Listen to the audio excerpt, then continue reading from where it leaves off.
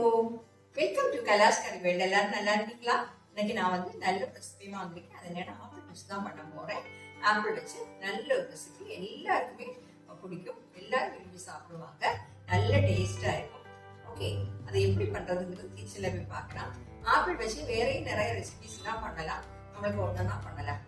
Okay, இப்போ நாம் இன்றைக்கி இந்த ஆப்பிள் வச்சு பண்ணக்கூடிய ரெசிபிக்காக நான் ஒரு ஆப்பிள் தான் எடுத்துருக்கிறேன். கொஞ்சமாக தான் பண்ண போகிறேன். உங்களுக்கு ஃபேமிலியில் மெம்பர்ஸ் நிறைய உள்ளவங்க 2 ஆப்பிள் வரைக்கும் எடுத்து பண்ணலாம். அப்போ நான் செய்யக்கூடிய இந்த சேர்க்கக்கூடிய அளவு எல்லாமே நீங்கள் அதுக்கு டபுளாக சேர்த்துக்கிட்டா போதுமே. ஓகே, எனக்கு கொஞ்சம் தான் தேவை, அதனால தான் நான் ஒரு ஆப்பிள் எடுத்துருக்கிறேன். நம்ம இனி என்ன பண்ணணும்னா இதோட தோல் எல்லாம் மாற்றிட்டு அது உள்ள விதை இருக்குமே அதெல்லாம் மாற்றி சின்ன சின்ன பீசஸாக கட் பண்ணி எடுத்துடலாம். இப்போ நான் அந்த ஒரு ஆப்பிளை கட் பண்ணி நடுவில் விதையெல்லாம் மாற்றி ஸ்கின் எல்லாம் மாற்றிட்டு இந்த மாதிரி சின்ன சின்ன பீசஸாக கட் பண்ணி வச்சுருக்கேன். இந்த ஆப்பிள் என்னென்னா நம்ம கட் பண்ணிகிட்டு இருக்கும்போதே கருத்து போவோம், அந்த மாதிரி ஒரு குணம் இருக்குது இந்த ஆப்பிளுக்கு. அதனால் நான் கொஞ்சம் தண்ணி விட்டு வச்சுருக்கிறேன். இனி என்ன வேணும்னா ஒரு பச்சை மிளகா, நான் ஒரு பெரிய பச்சை மிளகா எடுக்கிறேன், அதனால் 1 தான் சேர்க்குறேன். நீங்கள் சின்னதுன்னா 2 சேர்த்துக்கோங்க. இதை கட் பண்ணி இதில் போட்டுடலாம். நம்ம இது வேக வைக்க போகிறோம், அப்படி அதனால தான். ஓகே, கொஞ்சம் கறி லீவ்ஸை சேர்த்துடலாம். இப்போ நம்ம ஸ்டவ் ஆன் பண்ணி வச்சிடலாம். இப்போ நான் கேஸ் ஆன் பண்ணி வச்சுருக்கிறேன். இதில் கொஞ்சமாக மஞ்சள்தூள், 1/4 டீஸ்பூனுக்கும் கம்மியாக போதும். அப்புறம் காஷ்மீரி சில்லி பவுடர், சின்ன ஒரு கலருக்காக தான், காரெல்லாம் இருக்காது, அதுவும் ஒரு 1/4 டீஸ்பூனுக்கும் பாதியாக சேர்க்குறேன். கொஞ்சம் சால்ட்டு சேர்த்துப்போம். அப்புறம் தேவைப்பட்டால் போட்டுக்கலாம். எல்லாத்தையுமா மிக்ஸ் பண்ணிடலாம்.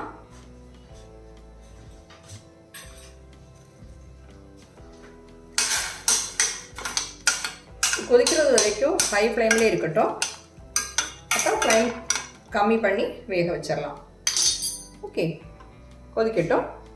இப்போ பாருங்கள் கொதிக்குது, மூடி போட்டுக்கலாம். மூடி வச்சு வேக வைக்கலாம். ஃப்ளேமை மீடியம் ஃப்ளேமுக்கு வச்சுக்கோங்க.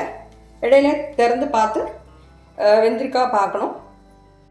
அது வேகட்டும். அந்த டைமில் நாம் கொஞ்சம் தேங்காய் இதுக்கு அரைச்சி எடுத்துடணும். இதுக்காக நான் ஒரு 1/2 கப்பு நிறைய தேங்காய் எடுத்துருக்கிறேன். அதில் ஃப்ரெஷ்ஷான தேங்காவை எடுத்துக்கோங்க. இதில் சின்ன வெங்காயம் ஒரு 3-4 சின்ன வெங்காயம் சேர்த்துருக்குறேன். ஒரு 1/4 டீஸ்பூன் சீரகம். அப்புறம் மஞ்சத்தூள் நம்ம ஏற்கனவே அதில் கொஞ்சம் சேர்த்துருக்குறோம், அதனால் 1/4 டீஸ்பூனோடைய பாதி மஞ்சத்தூள் சேர்க்கலாம். கொஞ்சமாக தண்ணி விட்டு ஃபைனாக அரைச்சி எடுத்துடலாம். ஓகே, திறந்து பார்க்கலாம்.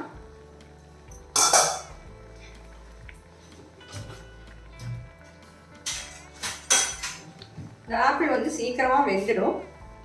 நம்ம ஸ்பூனில் எடுத்துகிட்டு இப்படி அதை ப்ரெஸ் பண்ணி பார்த்தா தெரியும் அது வெந்திருக்கான்னு. இந்த ஸ்பூன் வச்சு இப்படி அழுத்தி பார்க்கும்போது தெரியும்.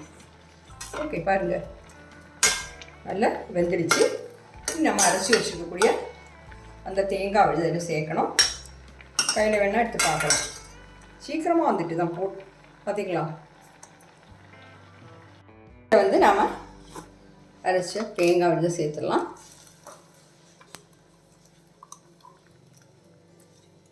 இல்லை ஃபைனாக அரைச்சிருங்க.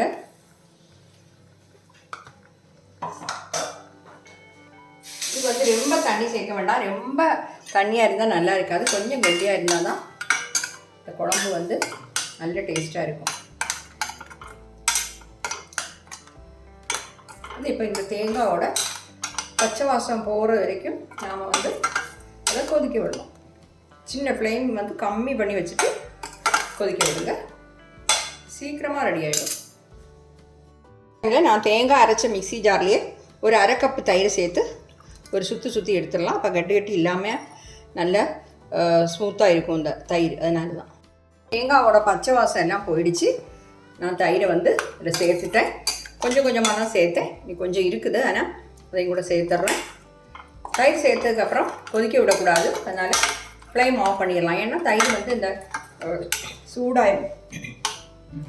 இந்த கூட தானே சேர்த்துருக்குறோம், அதனால் சீக்கிரமாக சூடாயிடும்.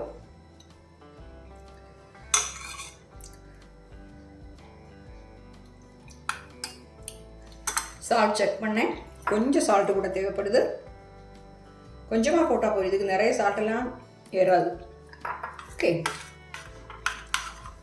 இப்போ இவ்வளோ தூரம் இப்படி இருந்தால் நம்ம சாப்பாடு விட்டு சாப்பிட்றதுக்கு கரெக்டான பக்குவமாக இருக்கும். இந்த குழம்பு ரொம்ப கட்டியாகவும் இல்லை, ரொம்ப தண்ணியாகவும் இல்லை. ஓகே, அப்போ இதில் இப்போ வந்து உப்பு, காரம், இனிப்பு எல்லாமே கரெக்டாக இருக்குது. Super taste. சிலவங்க வந்து இதில் கொஞ்சம் சுகர் போடுவாங்க லாஸ்ட்டில். நம்ம இப்போ அதை அவாய்ட் பண்ணிட்டோம். சுகர் தேவையில்லை, ஏன்னா இதுலேயே நல்ல இனிப்பாக தான் இருக்குது. ஃப்ளேம் ஆஃப் பண்ணிவிட்டு இனி இதில் தாளித்து கொட்டணும். ஃப்ளேம் ஆன் பண்ணி ஒரு பேன் வச்சுருக்கிறேன். இதில் நம்ம தேங்காய் எண்ணெய் தான் சேர்க்க போகிறோம். இது கேரளா ட்ரெடிஷ்னல் ரெசிபி, அதனால் தேங்காய் எண்ணெய் மஸ்ட் இருக்குது. ஓகே, எண்ணெய் சூடாகிடுச்சு. 1 டீஸ்பூன் நிறைய கடுகு சேர்த்துக்கோங்க.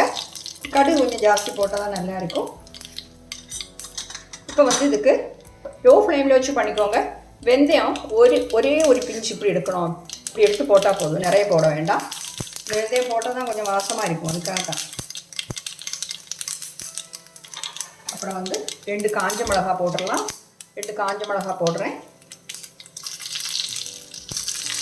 கொஞ்சம் கறிவேப்பிலை சேர்க்குறேன்.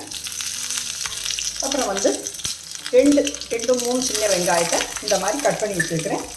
எல்லாத்தையுமா வதக்கிடலாம். வெங்காயம் வந்து நல்ல கலரமாக இருக்கும்.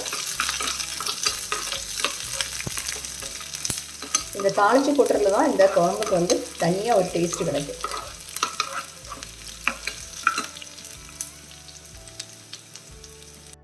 நம்ம வெங்காயத்தோட கலர்லாம் மாறிடுச்சு. நான் ஃப்ளேம் ஆஃப் பண்ணுறேன். ஆஃப் பண்ணிவிட்டு ஒரு 1/4 டீஸ்பூனுக்கு பாதாம், கொஞ்சமாக காஷ்மீரி சில்லி பவுடர் இதை சேர்க்குறேன் லாஸ்ட்டில். அது கொஞ்சம் சூடானது நம்ம இந்த குழம்புல சேர்த்துடலாம். போதும். இதை வந்து நம்ம இப்போ அதில் சேர்த்துடலாம். பாருங்கள் எவ்வளோ சூப்பராக நம்ம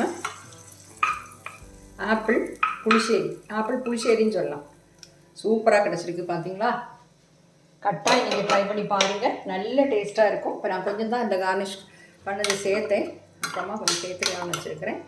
இந்த மிளகாத்தூள் போட்டு நம்ம தாளிக்கும் போது தனியாக ஒரு டேஸ்ட்டு. இந்த சத்யாக்கெல்லாம் இப்படி தான் பண்ணுவாங்க. ஓகே, இது ஒரு பவுலுக்கு மாற்றிடலாம். நான் வந்து ஒரு சர்விங் டிஷ்ஷுக்கு மாற்றிட்டு நம்ம ஆப்பிள் புளிச்சேரி, அதாவது ஆப்பிள் மோர் குழம்பு, அது வந்து சூப்பராக கிடச்சிருக்கு.